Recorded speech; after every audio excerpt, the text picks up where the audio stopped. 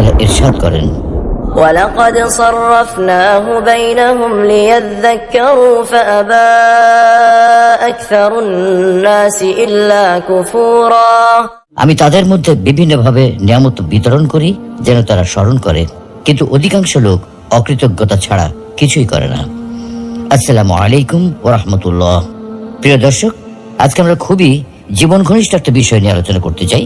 আমাদের জীবনে নানান দুঃখ কষ্ট, জীবন জীবিকার অনিশ্চয়তা এবং অর্থ কষ্ট নিয়ে বিস্তারিত আলোচনা করতে চাই। কেন আমাদের জীবনে এইসব দুর্যোগ ও দুঃখজনক ঘটনা ঘটে, তার প্রকৃত কারণ অনুসন্ধান করতে চাই। প্রিয় দর্শক, ইসলাম বিদ্বেষীদের একটা কমন প্রশ্ন, আল্লাহ থাকতে এত প্রাকৃতিক দুর্যোগ কেন? এত ভূমিকম্প হয় কেন? বন্যা হয় কেন? দুর্ঘটনায় এত মানুষ মারা যায় কেন? স্রষ্টা যদি থেকেই থাকেন, তবে তিনি কেন মানুষকে এত দুঃখ, কষ্ট ও বিপদ দেন? স্রষ্টা যদি থাকতেন, তবে তার সৃষ্টিকে সাহায্য করতেন, এভাবে তাকে বিপদের মধ্যে রাখতেন না। আমরাও অনেক সময় বলি, আল্লাহ কেন আমাকে এত কষ্টের জীবন দিলেন, যেখানে অন্যরা কত শান্তিতে আছে? আমার কপালে এরকম শয়তান স্বামী পড়লো কেন? আমার কপালে এরকম জল্লাদ বউ পড়লো কেন? আমি তো 5 ওয়াক্ত নামাজ পড়ি, রোজা রাখি, কোনোদিন ঘুষ খাইনি, কিন্তু তারপরেও আমার ক্যান্সার হলো কেন? সত্যি যদি আল্লাহ নামে কোনো সত্তা থেকেই থাকেন, তাহলে পৃথিবীতে এত দুঃখ কষ্ট কেন?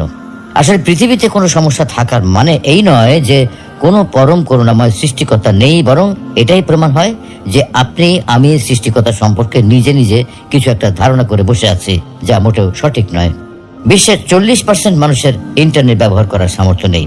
10 থেকে 15% মানুষ ইন্টারনেট জিনিসটা চেনেই না। আপনি ইন্টারনেট ব্যবহার করেন তো? আপনি যখন এই ভিডিওটা দেখছেন, তখন বিশ্বের প্রতি 7 জনের মধ্যে অন্তত 1 জন মানুষ অভুক্ত বা না খেয়ে আছে। আপনি খেয়েছেন তো? বাংলাদেশে প্রতি মিনিটে অন্তত 1 জন মানুষ মারা যায়। আপনি যতক্ষণ ধরে এই ভিডিওটা দেখছেন, ততক্ষণ অন্তত 3 জন মানুষ মারা গেছে, আপনি এখনো বেঁচে আছেন। এভাবে আল্লাহ তাআলা বিভিন্ন ভাবে, নানা উপায়, বিভিন্ন ক্ষেত্রে আমাদেরকে নিয়ামত দান করেন।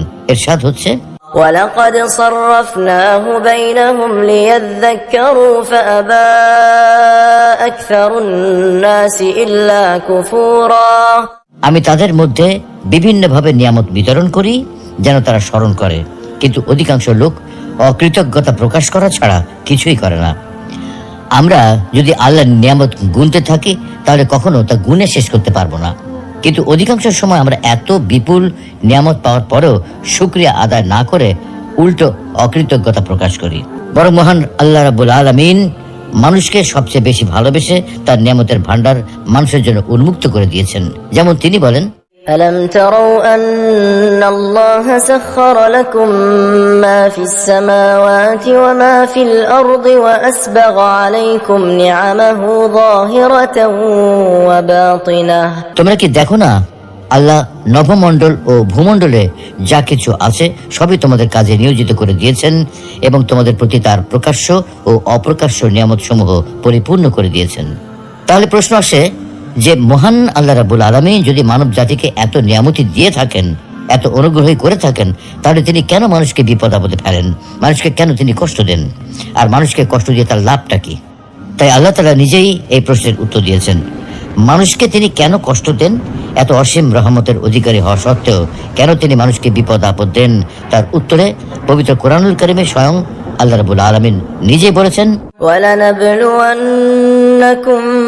بِشَيْءٍ مِّنَ الْخَوْفِ وَالْجُوعِ وَنَقْصٍ مِّنَ الْأَمْوَالِ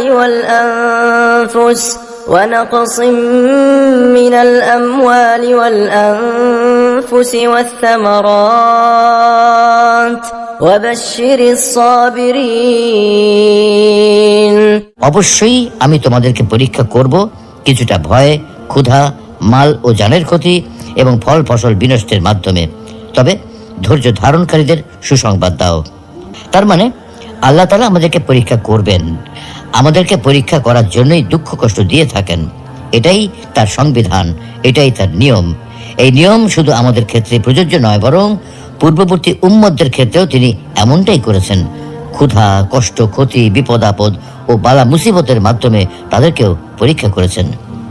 পবিত্র কোরআনে আল্লাহ বলেছেন, وَلَقَدْ فَتَنَّا الَّذِينَ مِن قَبْلِهِمْ فَلَيَعْلَمَنَّ اللَّهُ الَّذِينَ صَدَقُوا وَلَيَعْلَمَنَّ الْكَاذِبِينَ।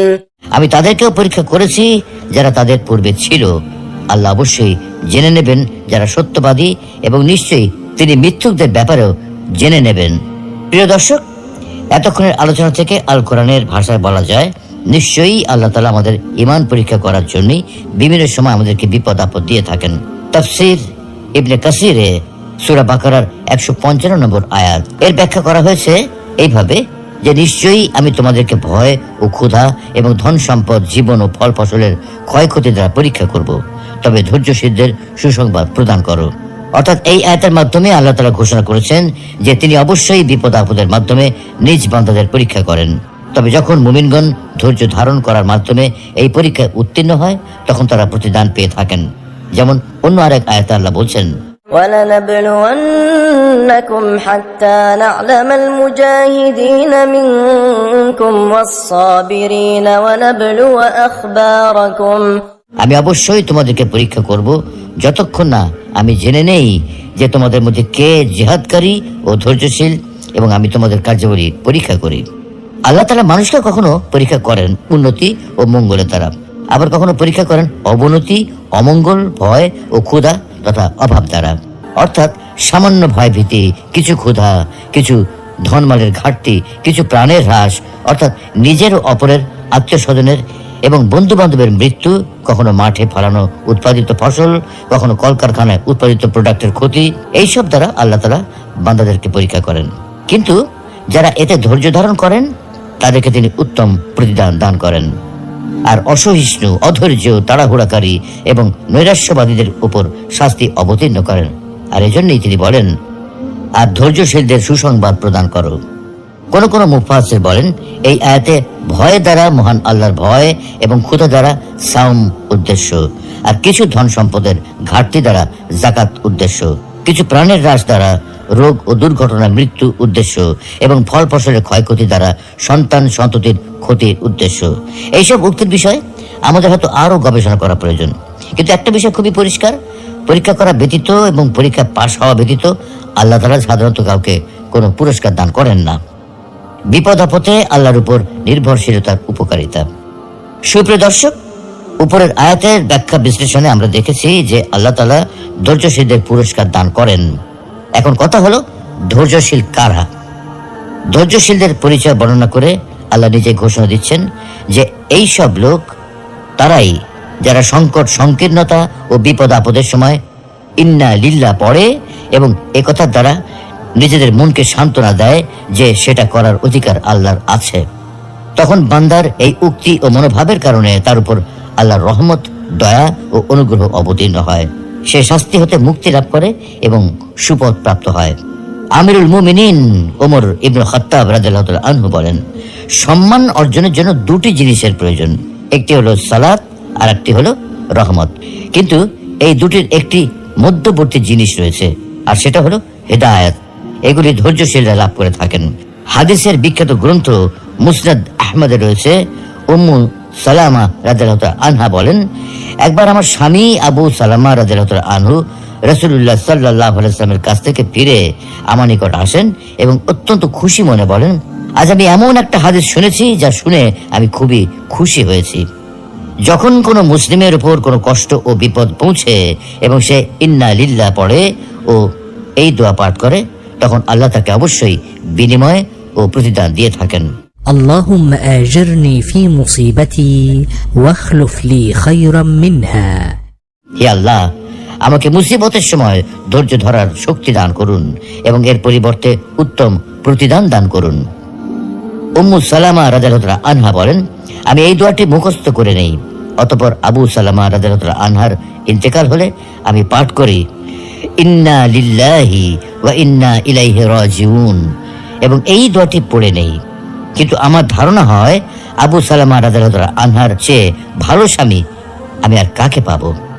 কিন্তু বাস্তবতা হচ্ছে, আমার ইদ্দত শেষ হওয়ার পর রাসূলুল্লাহ সাল্লাল্লাহু আলাইহি ওয়াসাল্লাম আমাকে বিয়ে করার ইচ্ছা প্রকাশ করেন। প্রস্তাব পেয়ে আমি বললাম, এটা তো আমার জন্য বড়ই সৌভাগ্যের ব্যাপার, কিন্তু আমার কিছু সমস্যা আছে। প্রথমত, আমি একজন অভিমানী নারী, না জানি এর কারণে কখন আমি আপনার অপছন্দের কোনো কাজ করে ফেলি, না জানি এর কারণে আল্লাহর নিকট আমার শাস্তি হয় নাকি। দ্বিতীয়ত, আমি একজন বয়স্ক নারী। তৃতীয়ত, আমার প্রাক্তন স্বামীর ঘরে ছেলে মেয়ে রয়েছে। তখন রাসূলুল্লাহ সাল্লাল্লাহু আলাইহি ওয়াসাল্লাম বলেন, দেখো, মহান আল্লাহ তোমার অভিমান দূর করে দেবেন, আর আমার বয়সও তো কম নয়, এবং তোমার ছেলে মেয়েও যেন আমারই ছেলে মেয়ে। আমি এই কথা শুনে বললাম, হে মহান আল্লাহ রাসূল, তাহলে আমার কোনো আপত্তি নেই। অতঃপর মহান আল্লাহ নবীর সাথে আমার বিয়ে হয়ে যায়, এবং মহান আল্লাহ সেই দোয়ার বরকতে আমার পূর্ব স্বামীর চেয়ে উত্তম স্বামী অর্থাৎ রাসূলুল্লাহ সাল্লাল্লাহু আলাইহি ওয়াসাল্লামকে দান করেন। আবু সিনান রহমতুল্লাহ আলাইহি থেকে বর্ণিত, তিনি বলেন, আমার ছেলে সিনানকে আমি দাফন করলাম। কবরের কিনারায় আবু তালহা আল খাওলানি রহমতুল্লাহ আলাইহি বসা অবস্থায় ছিলেন। কবর হতে আমি যখন উঠে আসতে চাইলাম, তখন আমার হাত ধরে তিনি বললেন, হে আবু সিনান, আমি কি তোমাকে একটা সুসংবাদ দেবো না? আমি বললাম, অবশ্যই দিন।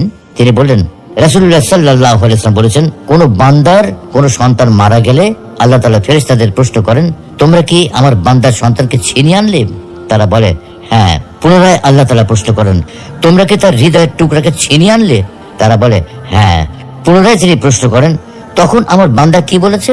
তারা বলে, সে আপনার প্রশংসা করেছে এবং ইন্না লিল্লাহি ওয়া ইন্না ইলাইহি রাজিউন পাঠ করেছে। এটা শুনে আল্লাহ তাআলা বলেন, জান্নাতের মধ্যে আমার এই বান্দার জন্য একটি ঘর তৈরি করো এবং তার নাম রাখো বাইতুল হামদ, প্রশংসালয় বা প্রশংসার ঘর। কারণ এই ঘরের অধিবাসী বান্দা বিপদে পড়ার পরেও আমার উপর ভরসা রেখেছে এবং আমার প্রশংসা করেছে। প্রিয় দর্শক, এতক্ষণ ধরে আমরা যে সকল আয়াত ও হাদিস উল্লেখ করেছি, সেগুলো থেকে সুস্পষ্টভাবে বোঝা যায় যে আল্লাহ তাআলা আমাদেরকে পরীক্ষা করবেন বিভিন্ন বিপদ, দুঃখ, কষ্ট, ক্ষতি ইত্যাদি দিয়ে। আমাদের পূর্বে যেসব মানুষ ছিল, যেসব উম্মত এসেছিল, তাদের সবাইকেই আল্লাহ তাআলা কোনো না কোনো ভাবে পরীক্ষা করেছেন। আমাদেরকেও তিনি কোনো না কোনো ভাবে পরীক্ষা করবেন। আমাদেরকে সেই পরীক্ষায় উত্তীর্ণ হতে হবে। এই পরীক্ষার মাধ্যমে বের হয়ে আসবে কারা ধৈর্যশীল, কারা তার উপর ভরসাকারী, আর কারা তার প্রতি অকৃতজ্ঞ ও হতাশাবাদী।